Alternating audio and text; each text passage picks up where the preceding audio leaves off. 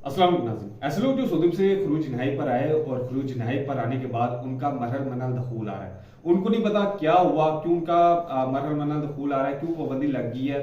वो लोग अपना वर्क वीजा स्टम्प करने के लिए भेज रहे हैं, रिजेक्ट आ रहा है। विजिट वीजा के लिए अप्लाई कर रहे हैं, नहीं लग रहा। मल्टीपल एंट्री वीजा अप्लाई कर रहे हैं, नहीं लग रहा। उम्रा वीजा, कोई भी वीजा नहीं लग रहा। तो क्या रीजन है कि खरूज नहाई पर आने के बाद उनका जब वो अपना तरहेल पेपर निकलवाते हैं और उनका खर्च वलम यद का उनका मुखालफा आ रहा है, तो इसका क्या मतलब है, इसका क्या रीजन है, ये लोग कब तक सऊदी जा सकते हैं और कितने टाइम की इनके ऊपर पाबंदी है, और पाबंदी खत्म होने के बाद कौन कौन से वीजे के ऊपर ये अप्लाई कर सकते हैं, ये सारी इंफॉर्मेशन आपके साथ शेयर करेंगे।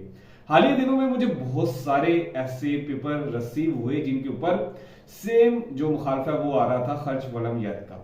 तो इसको जब मैंने डिस्कस किया अपने दोस्त के साथ, तो उसने बताया कि सऊदी के अंदर बहुत सारे शातिर कफील है जो कि बंदे का हिसाब लगा लेते हैं कि इसको पढ़ना लिखना आता है या नहीं आता, इसकी अंडरस्टैंडिंग ठीक है या नहीं ठीक।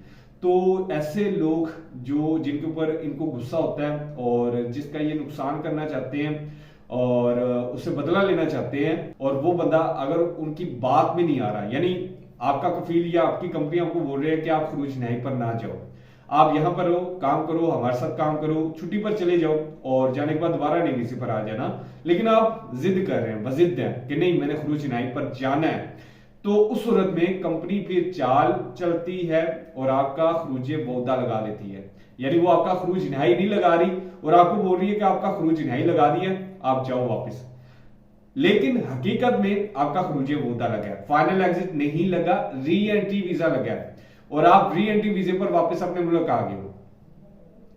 री एंट्री वीजे पर आने के बाद आप दोबारा नए वीजे के लिए अप्लाई करेंगे, आपका वीजा नहीं लगेगा क्योंकि आप छुट्टी पर आए हो, और छुट्टी का टाइम खत्म होने के बाद फिर आपका वीजा नहीं लगेगा। क्यों? क्योंकि आपका छुट्टी का टाइम खत्म हो गया है, आपने खरूज बौदा की खिलाफ वर्जी की है।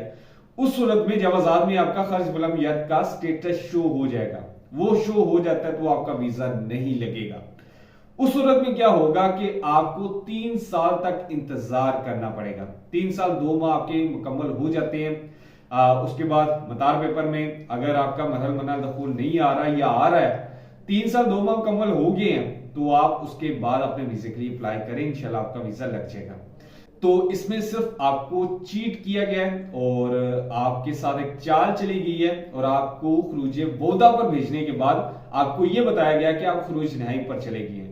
तो ये सारा मसला बना है कि आपने अपने री एंट्री वीजे या फाइनल एग्जिट वीजे को सही तरह से रीड नहीं किया या उसको अंडरस्टैंड नहीं किया। बहुत सारे ऐसे लोग हैं जो कि पढ़े लिखे नहीं है और उनको पढ़ना लिखना नहीं आता, और वो कफील या कंपनी की तरफ से चली गई चाल को समझ नहीं पाते और वो उसका शिकार हो जाते हैं।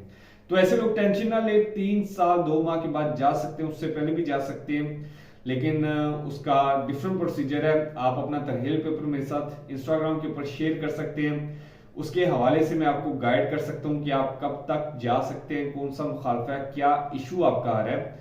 तो इंस्टाग्राम के ऊपर आप मेरे साथ डिस्कस कर सकते हैं, मैं आपको फ्री में गाइड करूंगा।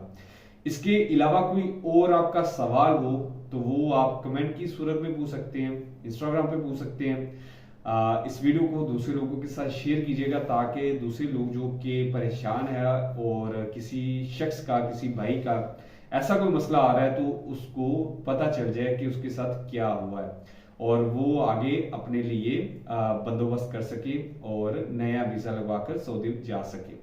अपना ख्याल रखिएगा, इंशाल्लाह मिलते हैं अगली वीडियो में, तब तक अल्लाह हाफिज।